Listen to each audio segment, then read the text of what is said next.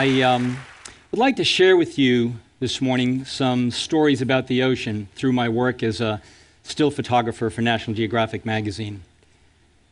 I guess I became an underwater photographer and a photojournalist because I fell in love with the sea as a child. And I wanted to tell stories about all the amazing things that I was seeing underwater, incredible wildlife and interesting behaviors. And after even 30 years of doing this, after 30 years of exploring the ocean, I never cease to be amazed at the extraordinary encounters that I have while I'm at sea. But more and more frequently these days, I'm seeing terrible things underwater as well, things that I don't think most people realize. And I've been compelled to turn my camera towards these issues to tell a more complete story. I want people to see what's happening underwater, both the horror and the magic. The first story that I did for National Geographic, where I recognized the ability to include environmental issues within a natural history coverage, was a story I proposed on harp seals. Now, the story I wanted to do initially was just a small focus to look at the few weeks each year where these animals migrate down from the Canadian Arctic to the Gulf of St. Lawrence in Canada to engage in courtship, mating, and to have their pups. And all of this is played out against the backdrop of transient pack ice that moves with wind and tide. And because I'm an underwater photographer, I wanted to do this story from both above and below, to make pictures like this that show one of these little pups making its very first swim in the icy 29-degree water. But as I got more involved in the story, I realized that there were two big environmental issues I couldn't ignore. The first was that these animals continue to be hunted, killed with haka picks at about 15 days old.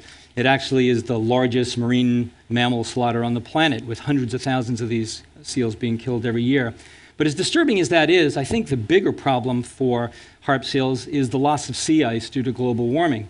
This is an aerial picture that I made that shows the Gulf of St. Lawrence during harp seal season. And even though we see a lot of ice in this picture, there's a lot of water as well, which wasn't there historically. And the ice that is there is quite thin. The problem is that these pups need a stable platform of solid ice in order to nurse from their moms. They only need 12 days from the moment they're born until they're on their own. But if they don't get 12 days, they can fall into the ocean and die.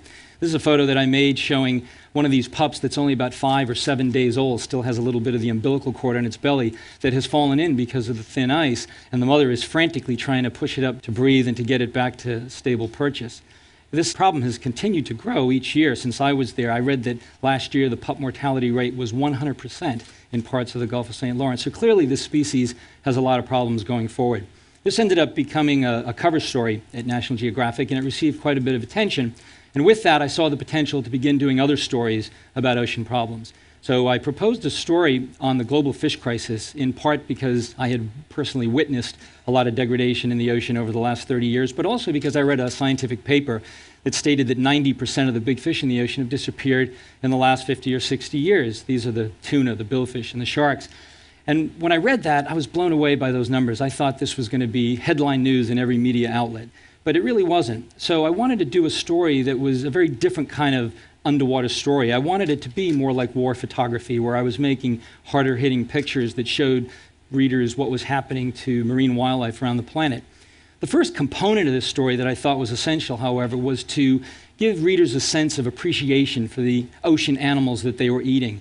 You know, I think people go into a restaurant and somebody orders a steak, and we all know where steak comes from, and somebody orders a chicken, and we know what a chicken is. But when they're eating bluefin sushi, do they have any sense of the magnificent animal that they're consuming?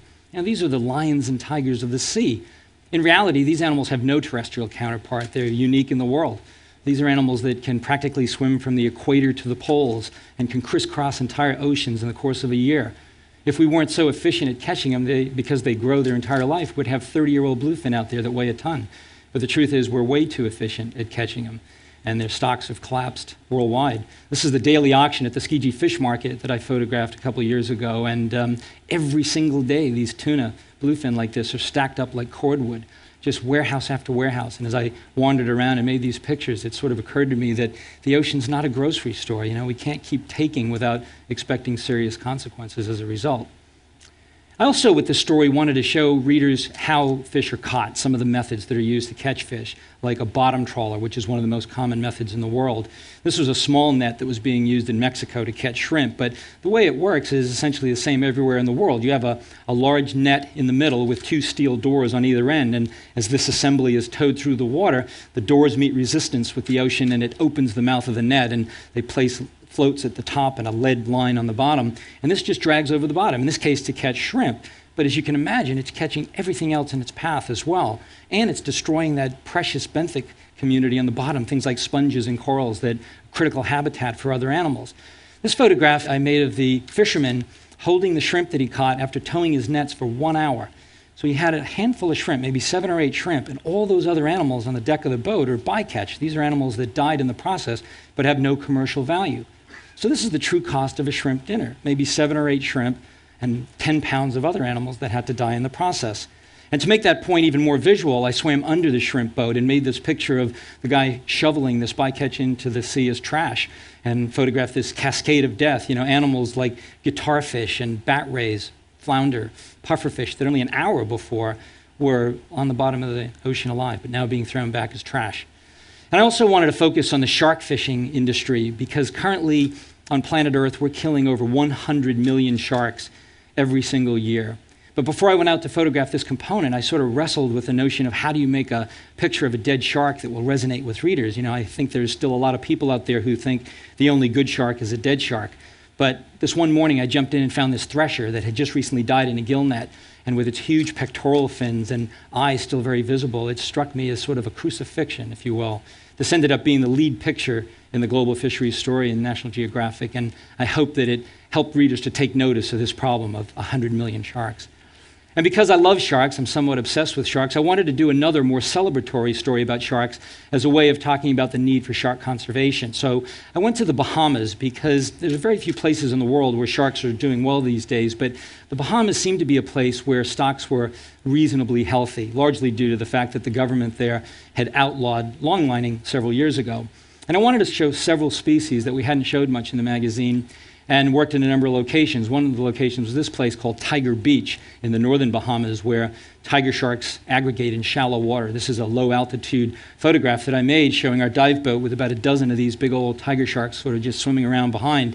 But the one thing I definitely didn't want to do with this coverage was to continue to portray sharks as something like monsters. I didn't want them to be overly threatening or scary. And with this photograph of a beautiful 15-foot, or about 14-foot, I guess, female tiger shark, I sort of think I got to that goal where she was swimming with these little bar jacks off her nose and my strobe created a shadow on her face. And I think it's a gentler picture, a little less threatening, a little more respectful of the species.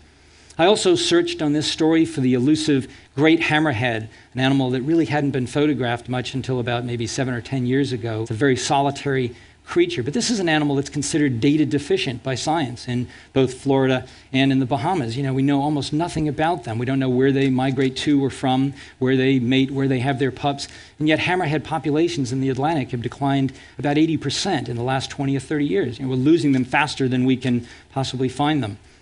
This is the oceanic white-tip shark, an animal that is considered the 4th most dangerous species if you pay attention to such lists, but it's an animal that's about 98% in decline throughout most of its range. Because this is a pelagic animal and it lives out in the deeper water, and because we weren't working on the bottom, I brought along a shark cage here, and my friend shark biologist Wes Pratt is inside the cage. You'll see that the photographer, of course, was not inside the cage here, so clearly the biologist is a little smarter than the photographer, I guess. And lastly, with this story, I also wanted to focus on baby sharks, shark nurseries. And I went to the island of Bimini in the Bahamas to work with lemon shark pups. This is a photo of a lemon shark pup, and it shows these animals where they live for the first 2 to 3 years of their lives in these protective mangroves. This is a very sort of unshark-like photograph. It's not what you typically might think of as a shark picture, but here we see a shark that's maybe 10 or 11 inches long swimming in about a foot of water. But this is crucial habitat, and it's where they spend the first 2 to 3 years of their lives until they're big enough to go out on the rest of the reef. After I left Bimini, I actually learned that this habitat was being bulldozed to create a new golf course and resort. And other recent stories have looked at single flagship species, if you will, that are at risk in the ocean as a way of talking about other threats. One such story I did documented the leatherback sea turtle. This is the largest, widest ranging, deepest diving, and oldest of all turtle species. Here we see a female crawling out of the ocean under moonlight in the island of Trinidad. Now, these are animals whose lineage dates back about 100 million years. And there was a time in their lifespan where they were coming out of the water to nest and saw Tyrannosaurus rex running by, and today they crawl out and see condominiums. But despite this amazing longevity, they're now considered critically endangered. In the Pacific, where I made this photograph, their stocks have declined about 90% in the last 15 years. This is a photograph that shows a hatchling about to taste salt water for the very first time, beginning this long and perilous journey. Only 1 in 1,000 leatherback hatchlings will reach maturity, but that's due to natural predators like vultures that pick them off on a beach, or predatory fish that are waiting offshore. Nature has learned to compensate with that, and females have multiple clutches of eggs to overcome those odds. What they can't deal with is the anthropogenic stresses, human things, like this picture that shows a leatherback caught at night in a gill net. I actually jumped in and photographed this, and with the fisherman's permission, I cut the turtle out and it was able to swim free. But, thousands of other leatherbacks each year are not so fortunate, and the species' future is in great danger. Another charismatic megafauna species that I worked with is a story I did on the right whale. And essentially the story is this with right whales, that about 1 million years ago there was one species of right whale on the planet, but as land masses moved around and oceans became isolated, the species sort of separated, and today we have essentially 2 distinct stocks. We have the southern right whale that we see here, and the North Atlantic right whale that we see here, with a mom and calf off the coast of Florida. Now, both species were hunted to the brink of extinction by the early whalers, but the southern right whales have rebounded a lot better because they're located in places further away from human activity. The North Atlantic right whale is listed as the most endangered species of whale on the planet today because they are urban whales. They live along the east coast of North America, the United States and Canada, and they have to deal with all these urban ills. This photo shows an animal popping its head out at sunset off the coast of Florida, and you can see the coal-burning plant in the background. They have to deal with things like toxins and pharmaceuticals that are flushed out into the ocean and maybe even affecting their reproduction. They also get entangled in fishing gear. This is a picture that shows the tail of a right whale, and those white markings are not natural markings. These are entanglement scars. 72% of the population has such scars, but most don't shed the gear, things like lobster traps and crab pots. They hold on to them and eventually kills them. And the other problem is they get hit by ships. And this was an animal that was struck by a ship in Nova Scotia, Canada, being towed in, where they did a necropsy to confirm the cause of death, which was indeed a ship strike. So all of these ills are stacking up against these animals and keeping their numbers very low. And to draw a contrast with that beleaguered North Atlantic population, I went to a new pristine population of southern right whales that had only been discovered about 10 years ago in the sub-Antarctic of New Zealand, a place called the Auckland Islands. I went down there in the wintertime, and these are animals that had never seen humans before. And I was one of the first people they'd probably ever seen. And I got in the water with them, and I was amazed at how curious they were. This photograph shows my assistant standing on the bottom at about 70 feet, and one of these amazingly beautiful 45-foot, 70-ton whales, like a city bus, just swimming up, They were in perfect condition, very fat and healthy, robust, no entanglement scars, the way that they're supposed to look. I read that the Pilgrims, when they landed at Plymouth Rock in Massachusetts in 1620, wrote that you could walk across Cape Cod Bay on the backs of right whales. Well, we can't go back and see that today, but maybe we can preserve what we have left. And I wanted to close this program with a story of hope, a story I did on marine reserves as sort of a solution to the problem of overfishing, the global fish crisis story. I settled on working in the country of New Zealand because New Zealand was rather progressive and is rather progressive in terms of protecting their ocean. And I really wanted this story to be about 3 things. I wanted it to be about abundance, about diversity, and about resilience. And one of the first places I worked was a reserve called Goat Island in Lee of New Zealand. What the scientists there told me was that when they protected this first marine reserve in 1975, they hoped and expected that certain things might happen. For example, they hoped that certain species of fish, like the New Zealand snapper, would return because they had been fished to the brink of commercial extinction, and they did come back. What they couldn't predict was that other things would happen. For example, these fish predate on sea urchins. And when the fish were all gone, all anyone ever saw underwater was just acres and acres of sea urchins. But when the fish came back and began predating and controlling the urchin population, lo and behold, kelp forests emerged in shallow water. And that's because the urchins eat kelp. So when the fish controlled the urchin population, the ocean was restored to its natural equilibrium. This is probably how the ocean looked here 100 or 200 years ago, but nobody was around to tell us.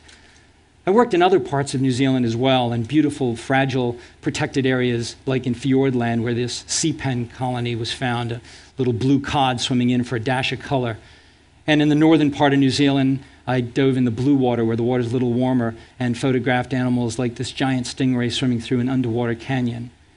Every part of the ecosystem in this place seemed very healthy, from tiny little animals like a nudibranch crawling over encrusting sponge, or a leather jacket that is a very important animal in this ecosystem because it grazes on the bottom and allows new life to take hold. And I wanted to finish with this photograph, a picture I made on a very stormy day in New Zealand when I just laid on the bottom amidst a school of fish swirling around me. And I was in a place that had only been protected about 20 years ago. And I talked to divers that had been diving there for many years, and they said that the marine life was better here today than it was in the 1960s. And that's because it's been protected, that it has come back. So I think the message is clear. The ocean is indeed resilient and tolerant to a point, but we must be good custodians. You know, I became an underwater photographer because I fell in love with the sea, and I make pictures of it today because I want to protect it. And I don't think it's too late. Thank you very much.